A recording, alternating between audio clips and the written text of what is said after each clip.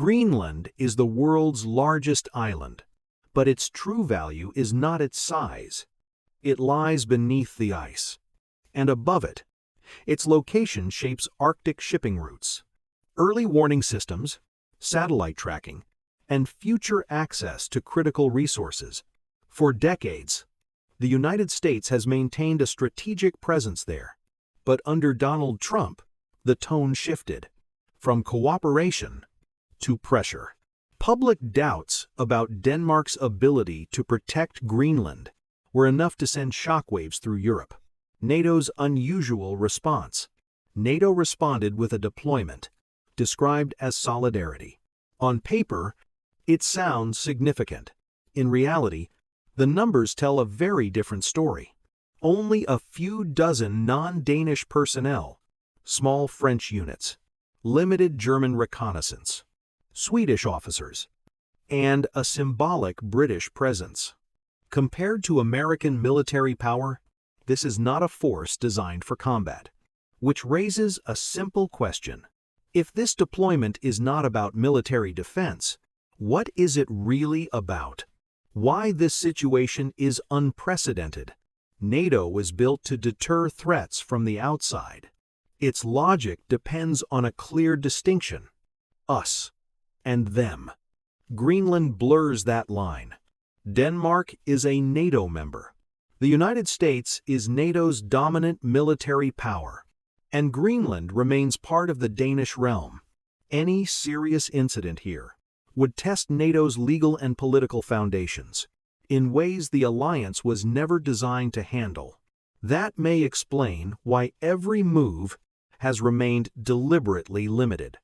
The legal factor that changes everything, less visible than troop numbers, is a legal reality inside Denmark.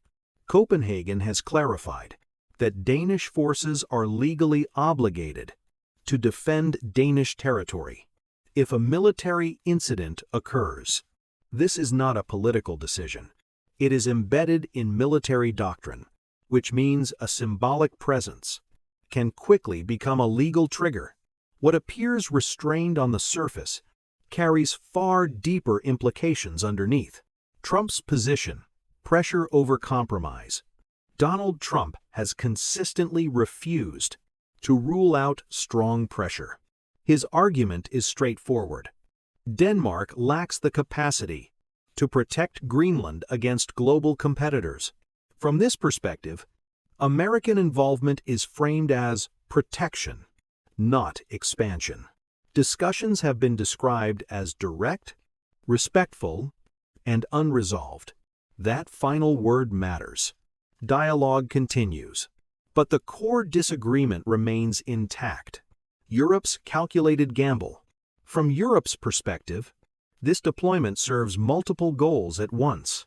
It reassures domestic audiences, signals unity, and establishes presence without open confrontation.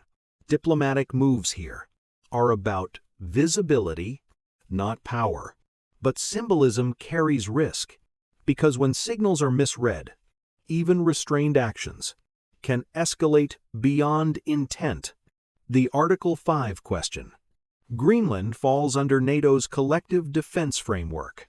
Legally, any serious incident there implicates the entire alliance. That creates a question NATO has never truly faced. What happens when collective defense obligations are tested by internal tensions? There is no clear precedent, and that uncertainty may be the very reason all sides are moving carefully for now. So, is this a bluff? Many analysts believe this deployment is not meant to counter Washington militarily. It is meant to slow decisions, complicate narratives, and raise political costs. A bluff, but a calculated one. The danger lies in assuming every bluff is recognized as such. Final thought.